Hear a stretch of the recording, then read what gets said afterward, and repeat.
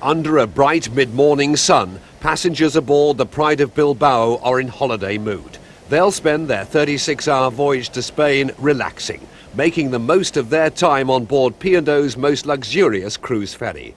They'll be able to taste the finest food, drink cocktails as the sun goes down, and dance the night away. Given the right weather, a bit of luck and some patience, they could also have the exhilarating experience of a lifetime. From the decks of the Pride of Bilbao, it's possible to catch sight of several different species of dolphins and whales. Some come so close, the temptation is to reach over and touch.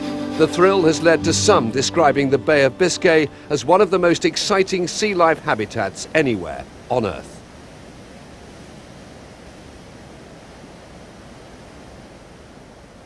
Relaxation is the last thing on the minds of those on the bridge. Up here, a team of dolphin watchers keeps a constant lookout. They're not on holiday, they're here to work. Either there's some birds on the surface or there's some breaking water, or some buoys or something.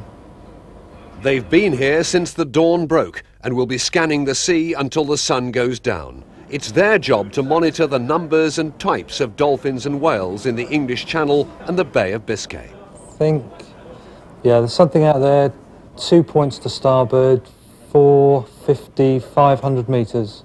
The survey by the Biscay Dolphin Research Project has been carried out once a month for 2 years. It's sponsored and supported by P&O and the crew of Pride of Bilbao. In charge is Andy Williams. We do it dawn to dusk. We're constantly looking, we're constantly scanning the horizon. It's very long days and very hard work. And everybody that comes on the ship isn't just going to walk up to a window, look out and see whales and dolphins all over the place. But it is true that if you do look and you spend time, then there is a reasonable chance of seeing them. The team's search for dolphins and whales has captured the imagination of passengers and crew. Their enthusiasm is quite infectious, with the crew particularly.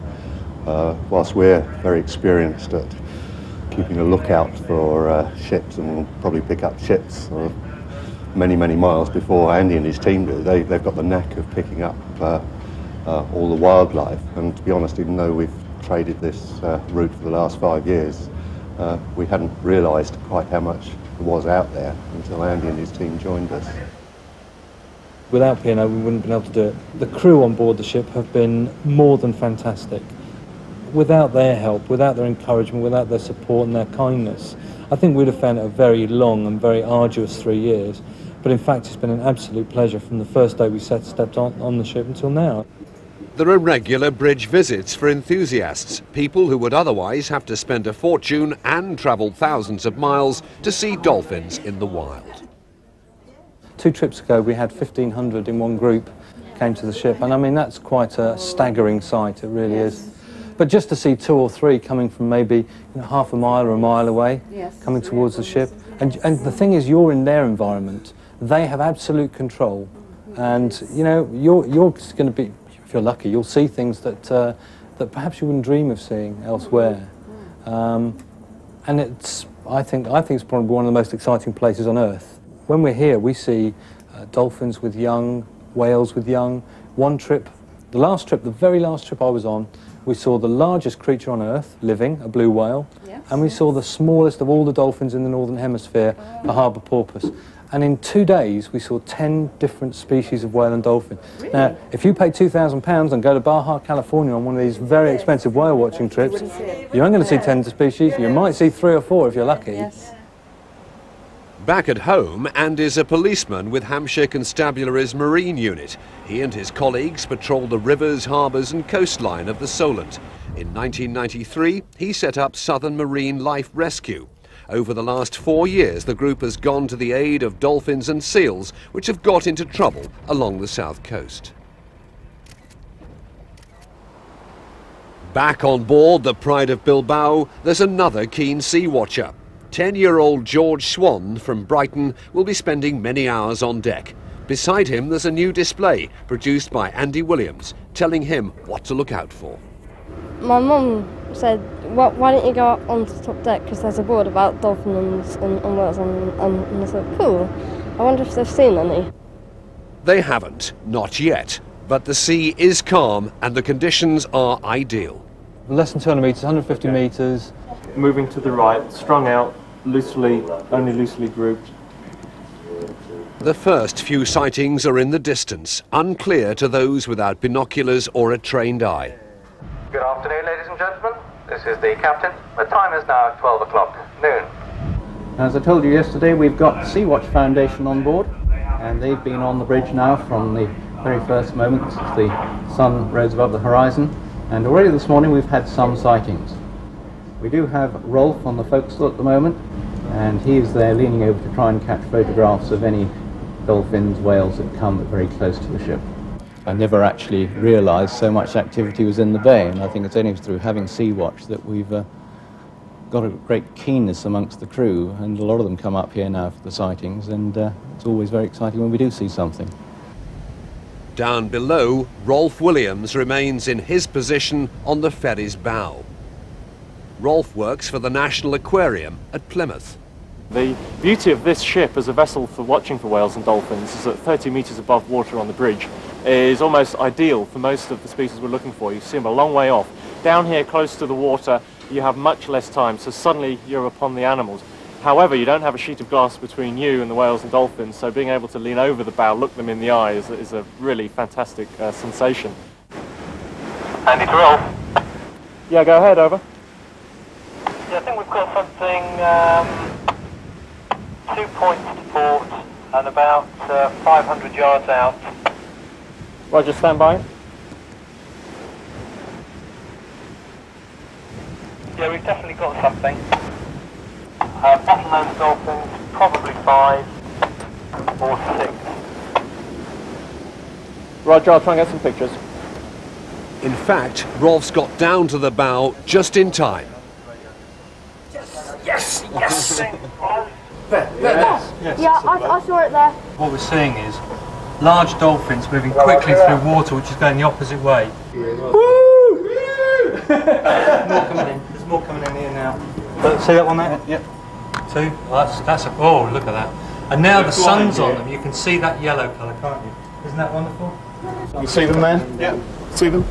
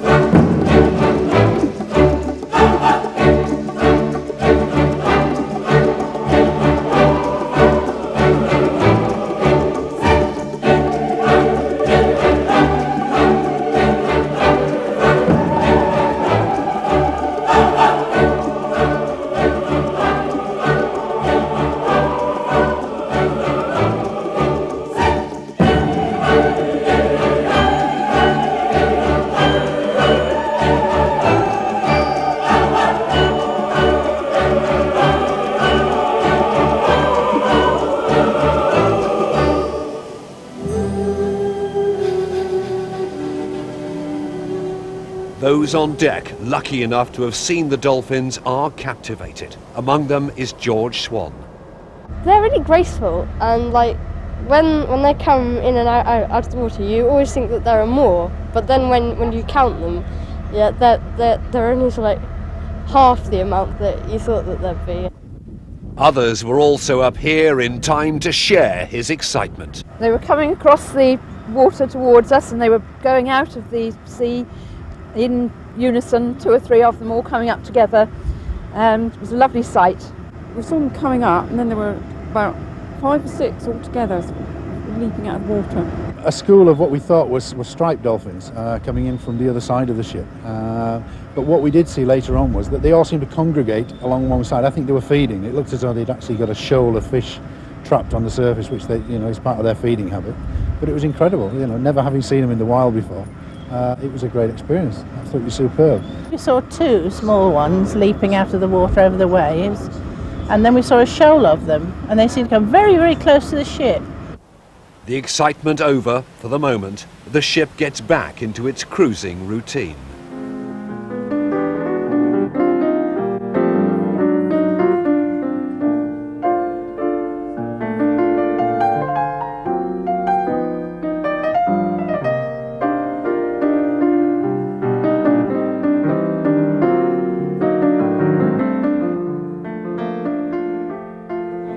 It's lunchtime and tapas is being served.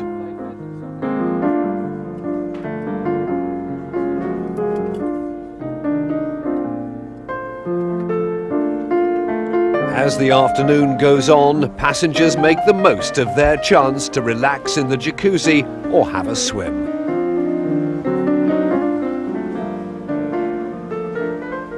Some are being pampered in the Pride of Bilbao's onboard hair salon.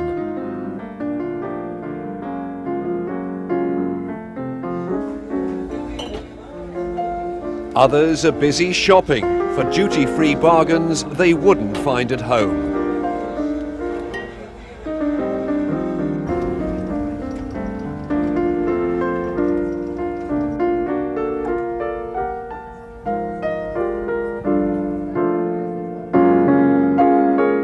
There's also an opportunity to try Spain's national drink, sangria.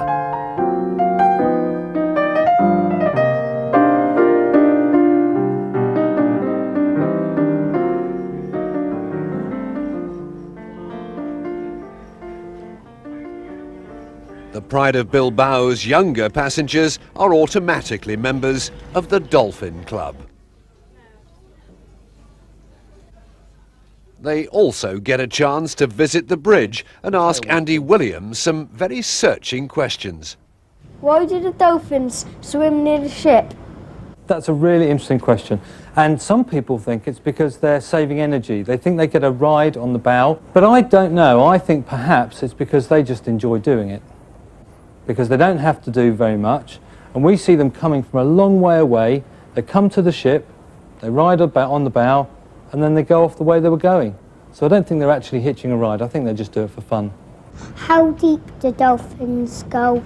Well, dolphins and whales, because they're different size, they dive to different depths. Now, there's a bottlenose dolphin has had its photograph taken at 300 metres.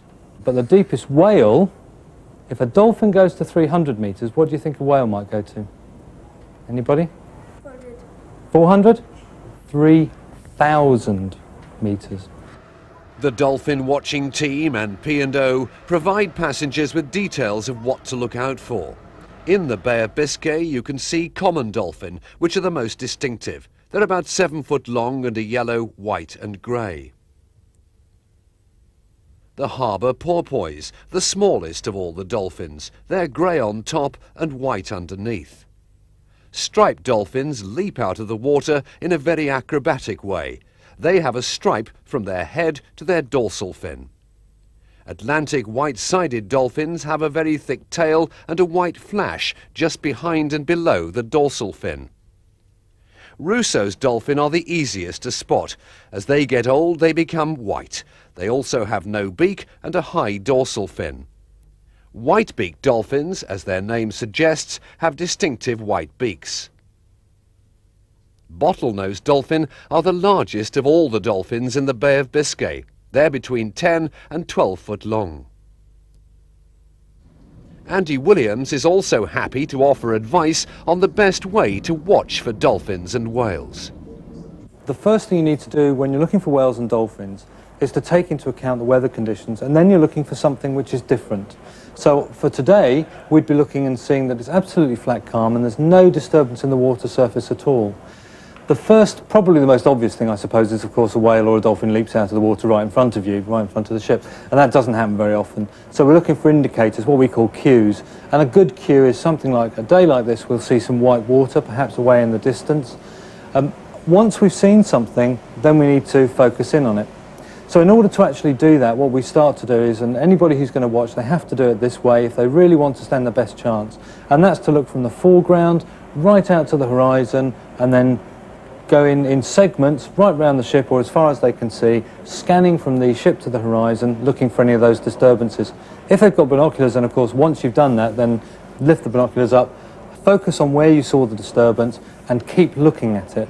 Because of course these animals spend a short period of time above the water and a lot of time underwater, so you have to focus on the bit of sea that you've seen, keep your eye on it and wait for them to come back. If after a while they don't, take the binoculars down again and then scan as you did before. Things like tuna can be a little deceptive and make the same sort of splashes. Other things to look for perhaps are circling birds. They're always quite a good indicator that there's something going on underneath them. So if ever we see circling birds, we always look immediately below them and then to the side just to check out whether there's any activity, whale or dolphin activity underwater. When you're doing scanning, if you see any whale activity, any whales around, the sort of thing you're going to see then would be water spouts. The classic things that you see in films, huge plumes of water straight up in the air, or little bushy plumes of water, but they're quite distinctive, and on a day like this again, if we're lucky enough to see any, they'll be very distinctive on a day like today. Armed with that information, passengers are back on deck ready for the next sighting. They don't have to wait long.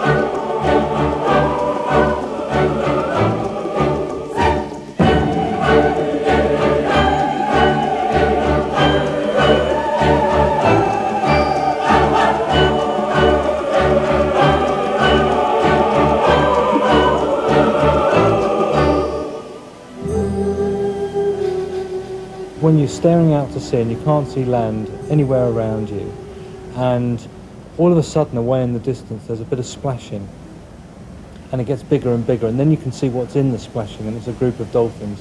And then as I come towards the bow, you can see there's a mother and a calf together, and they're leaping out. It's quite awesome. But the dolphin display still isn't over. As the late evening sun begins to set, they've one last spectacular surprise in store. By their behaviour, I would surmise to be striped dolphins. They're jumping so high off the water that you get an enormous explosion of froth and spray as they impact the surface. That's very distinctive, even though they're probably well over a mile away from the ship. They're strung out, so there's probably quite a largish group, and they're moving along very boisterously, really playful.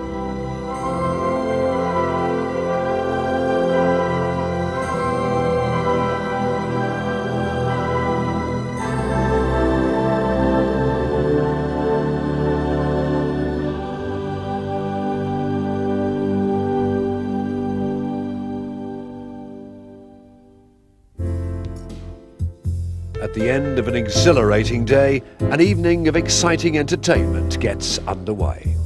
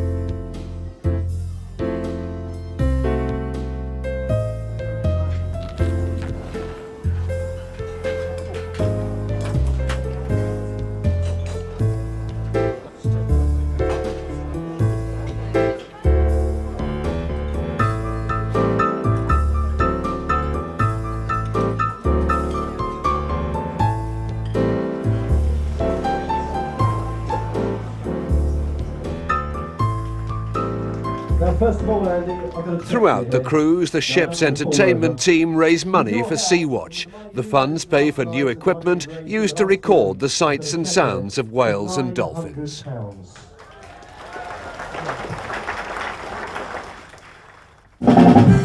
Everybody needs somebody. Everybody needs somebody to love. Someone to love. With sweet like a mist. And sweet a kiss.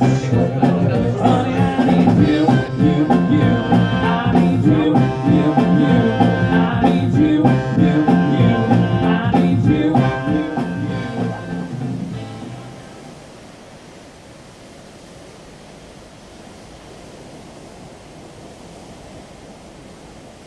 Early the following day, the researchers are back on duty. They're tired, but their eyes are still keen. It's been well, is it? Okay.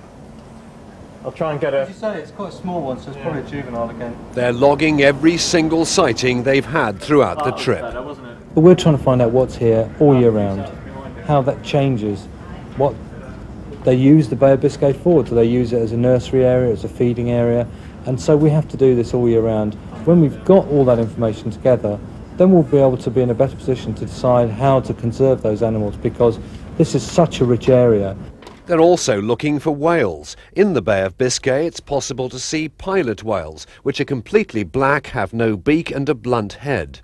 Fin whales are the most frequently seen of all the whales. They're the second largest creature in the Northern Hemisphere. They're about 70 foot long and their backs roll out of the water. Blue whales are unmistakable. They're the largest creature on Earth. They're rarely seen in the bay. Sei whales are very like fin whales, but they're smaller and have a straighter dorsal fin. Sperm whales fit the classic Moby Dick image. Their heads are brown, blunt and hatchet-shaped. Killer whales conform to the movie image of Free Willy. Minke whales are similar in shape to the fin whale, but they're smaller. When they emerge from the water, their heads come first. Cuvier's beaked whale are very distinctive. Chocolate brown in colour, they're very shy and nervous of ships. Humpback whales have very long white fins and sometimes leap out of the water in a spectacular way. Meanwhile, out on the deck, the passengers are relaxing.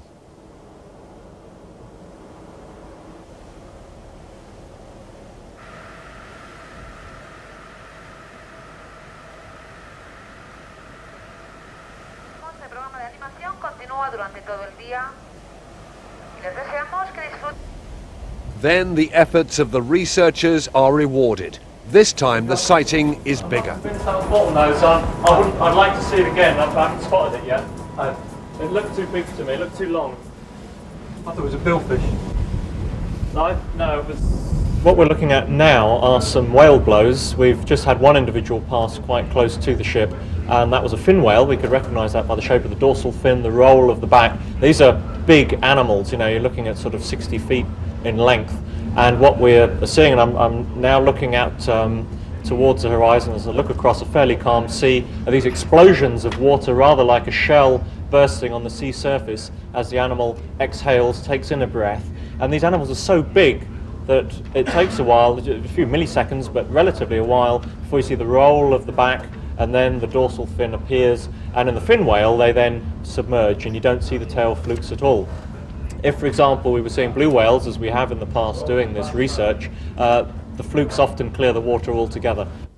Off-duty members of the crew come to the bridge and the passengers are told. Soon the upper decks fill up.